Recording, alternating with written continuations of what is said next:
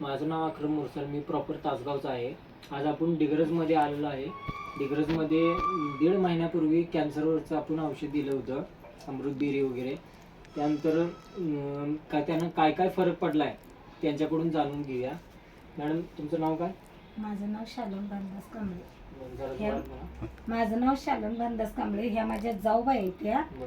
ह्या आजाराचा यांना आता कॅन्सरचा जवळजवळ 1.5 महिना होत आलाय. त्रास असल्यामुळं या औषधाला आता तुमच्या औषधानं फरक पडलाय. तर त्यांना याच्या अगोदर काय त्रास होता?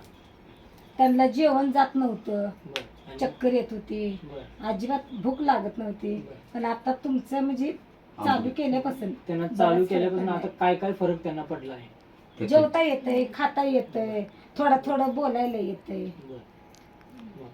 मला सांगा आजी, आता तुम्हाला ही प्रोडक्ट घ्यायला लागलाय तर तुम्हाला कसं वाटायला लागले? सांगा. बोलता येत नव्हतं, तुम्हाला बोलता यायला लागले? तुम्हाला आता कॉन्फिडन्स आहे का की तुम्ही 3-4 बरं. महिन्यामध्ये पूर्णपणे बरं होशील?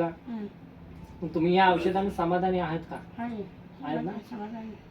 लोकांनी काय करायला पाहिजे? ह्या कॅन्सरच्या ट्रीटमेंटसाठी हे औषध घेतलं पाहिजे का नको घेतलं पाहिजे?